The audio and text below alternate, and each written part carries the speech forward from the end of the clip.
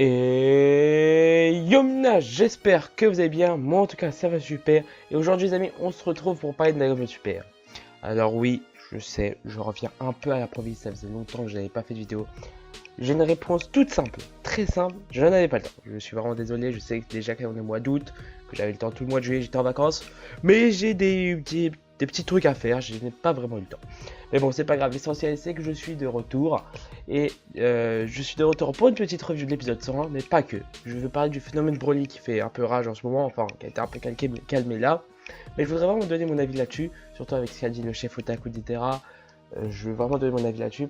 Et surtout par rapport aux derniers épisodes qui ont été, on va dire, beaucoup critiqués. Donc voilà, on va bien parler, j'espère que ça va pas être trop long. Alors, je vais commencer par la review de l'épisode 101, comme je l'ai dit. Donc cet épisode, franchement, il était vraiment très bon. Franchement, moi, je l'ai bien kiffé. Il était pas ouf, hein, mais il était ouf quand même, quoi. Je l'ai vraiment bien kiffé. J'avais bien aimé l'épisode 100 qui était pour moi très sympathique. Hein, je vais parler de Broly plus tard, ne vous inquiétez pas. Et l'épisode 100, franchement, il a vraiment bien relevé le niveau quand même, on va dire. Alors, cet épisode, en plus, il commence très bien.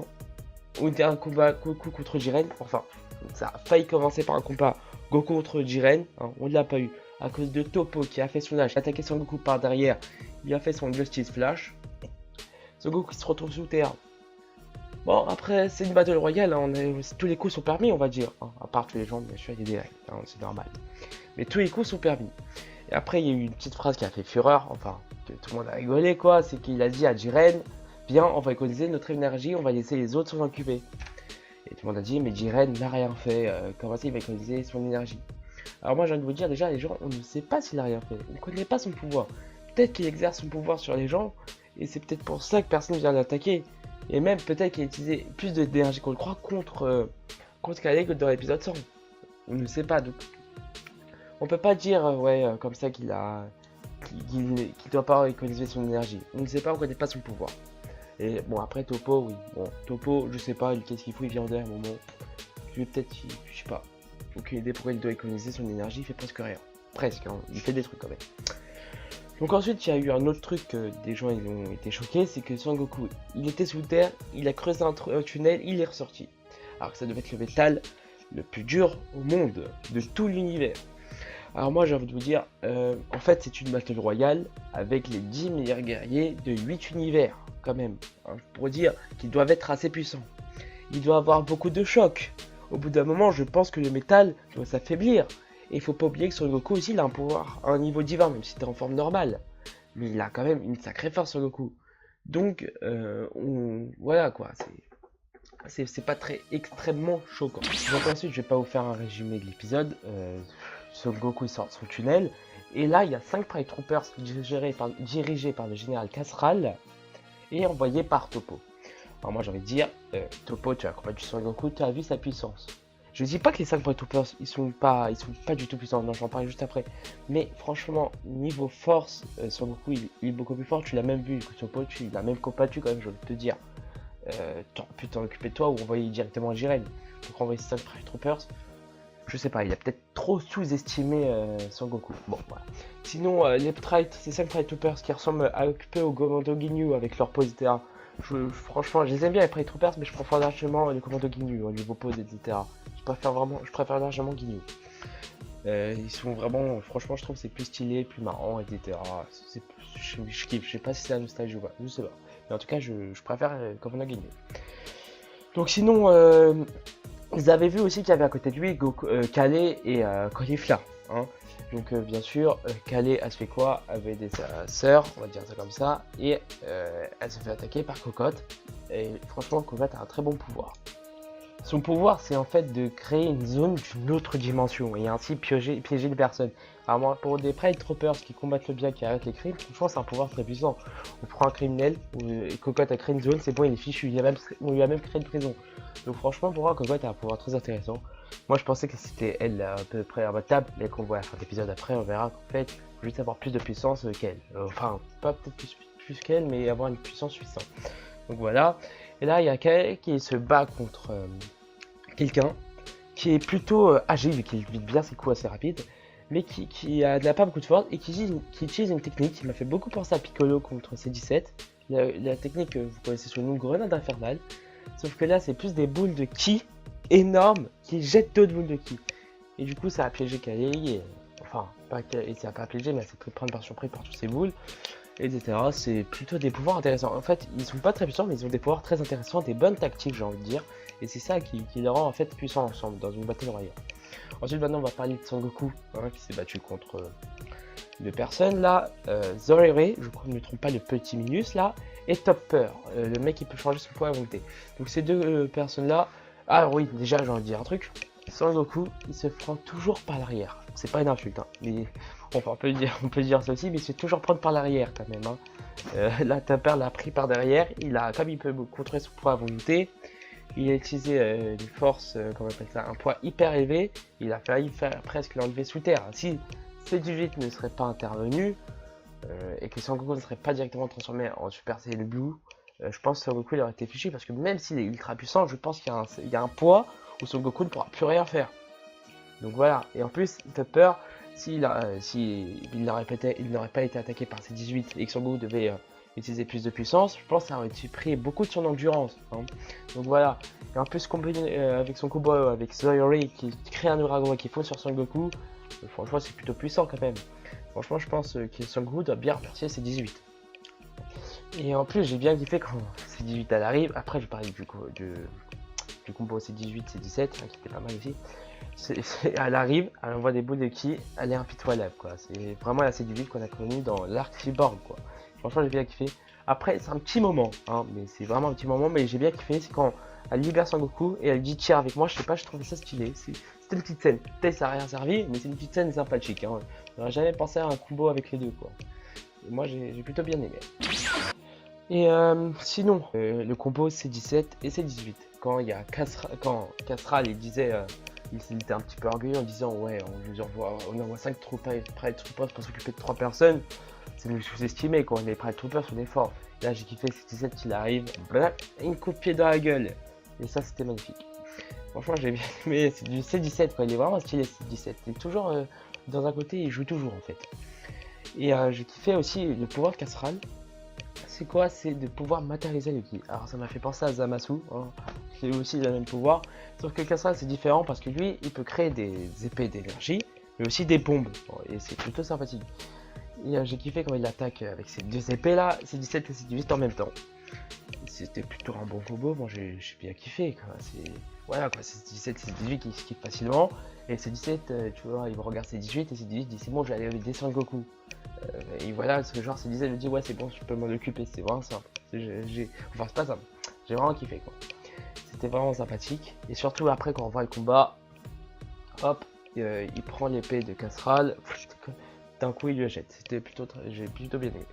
Ensuite, ce que j'ai vu avec l'IV, c'est C18. Franchement, dans l'épisode, elle était plutôt marrante à balancer tout le monde quoi. Par exemple, quand elle était Son Goku, quand il y a eu le combo Zorro et Topper, Topper il a foncé sur C18, C18, alors que Topper il avait augmenté son poids, C18 il l'a pris, et hop, il l'a jeté au GT1. J'ai plutôt kiffé. Même à la fin de l'épisode avec Cocotte, c'était marrant quoi. On dirait qu'elle faisait un lancer de marteau, je crois qu'on dit comme ça. Franchement, c'était plutôt sympathique. J'ai bien aimé. Ce que j'ai bien aimé aussi dans cet épisode, c'est surtout cette fin magnifique. Les Pride Troopers ayant vu qu'ils avaient un de leurs membres qui ont été éliminés par C18, ont décidé de se regrouper et d'attaquer les deux personnes les plus faibles. Calais, qui était dans la cocotte zone d'une autre dimension, et Caulifla qui combattait contre le mec avec ses boules d'énergie là, bleu, et qui était très faible. Et du coup, le général Castral, il a décidé quoi? Je vais éliminer ces deux là et de créer une zone d'une autre dimension géante. Comme ça, les autres combattants ne viendront pas les intervenir. Même lui, il a dit, je sais que c'est moche en tant que combattant, mais on n'a pas le choix, quoi. C'est une bataille royale, c'est pour notre univers, on doit le faire. Et du coup, là, ils veulent attaquer, Zoiro il commence à attaquer par Caulifla. Et là, il y a Kelly qui est en train de pleurer, il dit, grande sœur, non, attends. Attention, etc., tu vas mourir, moi tout le genre, c'est plutôt.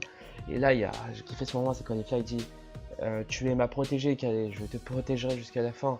Et là, il y a Calais qui. En plus, il faut savoir aussi qu'au début de l'épisode, Caulifla a dit à Calais je suis fier de toi et tout, du coup, ça l'a réconforté. C'est pour ça qu'elle se transformait avant en Berserker, parce qu'elle pensait qu'elle servait à rien et que ça se transformait pas. Et du coup la Calais a fait quoi? Elle est en train d'avoir une rage contre elle-même en disant j'en ai marre d'être faible, etc. Et là elle se transforme en Super Saiyan, pas le Super Saiyan Berserker, mais une Super Saiyan Berserker plus contrôlée. Et ça franchement je sais pas si ça vous a fait penser à la transformation pour la première fois de Vegeta. Parce que je vous rappelle que Son Goku, quand il s'est transformé pour la première fois en Super Saiyan, c'était parce que Krillin était mort et d'autres de ses amis étaient morts aussi. Mais sauf que Vegeta lui s'énervait, pourquoi? Parce qu'il n'arrivait pas à se transformer en Super Saiyan. Et du coup il avait une rage contre lui-même. Et c'est ça qui est bien en fait. Là c'est la vraie transformation en Saiyan. Après les trucs pour un picotement, c'est peut-être possible quand on est habitué. Parce qu'on va pas se transformer à chaque fois en Super Saiyan parce qu'on est énervé, non on peut plus faire ça. Mais au moins que la première fois, on voit que là, c'est une vraie transformation et c'est ça que j'ai kiffé. Et j'ai un truc sur un chef otaku que j'ai envie de dire. Franchement, même si avant la transformation en Berserker était pas terrible pour toi, cette transformation-là, de la façon dont elle est faite, c'est magnifique. Surtout quand elle sort de cette cocotte zone, tellement qu'elle avait de puissance. Franchement, mais c'est magnifique. Et ce qui est encore plus magnifique, c'est quand il y a le combo Caulifla Calais qui font une vague d'énergie en fait contre les Pride Troopers qui étaient 4 eux aussi qui ont décidé d'attaquer.